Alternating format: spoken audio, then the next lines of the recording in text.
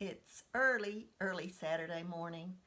I woke up at about 3:30 this morning and I wasn't able to go back to sleep, so I watched YouTube videos. And as I was watching some of them, I saw Sandy telling the story about her and her three sisters and their hair and all the situation that her mother had to go through.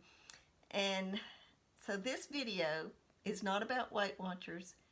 I realized that I had never shared any stories about me and my two older sisters. So today that's what I'm going to do. I'm going to tell a story about something that happened in my childhood.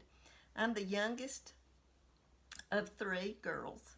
My oldest sister is 7.5 years older than me, and the sister just older than me is 3 years older than me. So, as most of you youngest children can relate, uh, there were things that went on when I was very young that probably wouldn't happen to older siblings. Uh, I worshipped the ground that my sisters walked on. I idolized them, and so anything they told me, I would do. From the time I was 6 months old until I was about 5, we lived in an area that we called the holler. Not the hollow or not the holla, uh, but it was completely surrounded by hills, ridges, woods. And it was just us and another house back in there, and we called it the holler.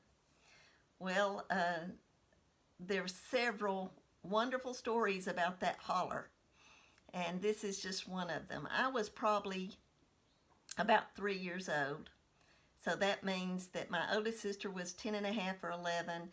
The sister just older than me would have been 6. And we had a maternal grandmother that lived about 45 minutes away.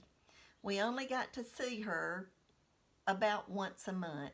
On a Sunday after church, we would drive over there. And I so admire my parents because we were three little girls, rambunctious little girls, and they would pile us into the back seat of the car and drive us over there at least once a month so that I would get to, or all of us would get to see my grandmother, my step-grandfather, and her two younger children.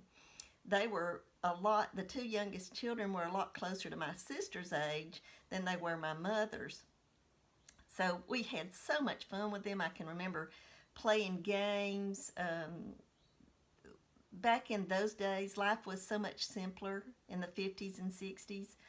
There wasn't the internet. There wasn't Facebook that you could spend all day long on. So most of the time we got outside and played games.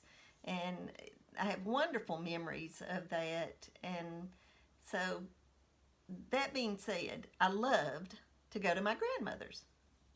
Well, one day we were in the holler, and my oldest sister came up to me and she said, "Would you like to go see grandmother?" And of course I said, yes, I'd love to go. And she said, "Okay, now this is what you have to do. You have to get in this box and be very quiet and sit very still. And when the box is opened, you'll be at grandmother's." So I said, "Oh, that's wonderful. Of course I'll do that."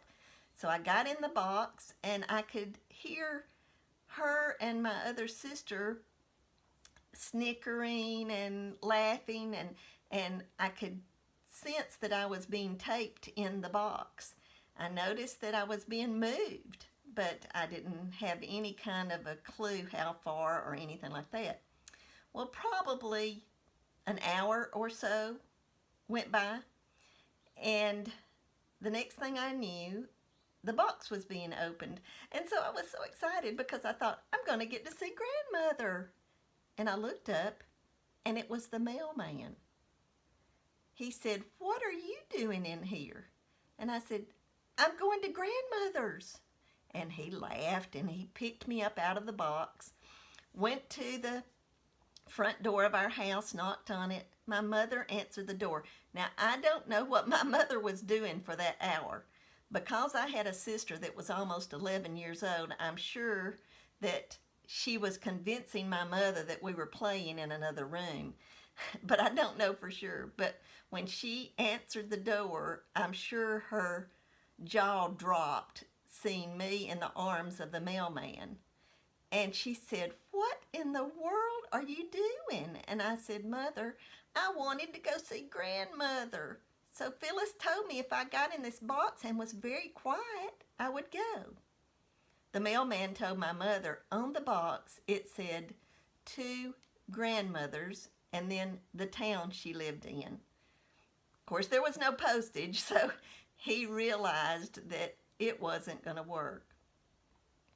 Now, I don't know how much trouble my two sisters got into. I'm sure they did, but I know that Mother laughed and laughed and laughed and told that story over and over again so many times that it was an endearing memory that I have as being a child. That's all I've got to say today. I hope you've enjoyed this story. You've learned just a little bit more about my life, and I've got about 8 or 10 stories about me and my sisters that I will share over the next few months, and I hope you enjoy them. If you've never subscribed, please do. If you like this video, give me a thumbs up, and please leave a comment below. Goodbye.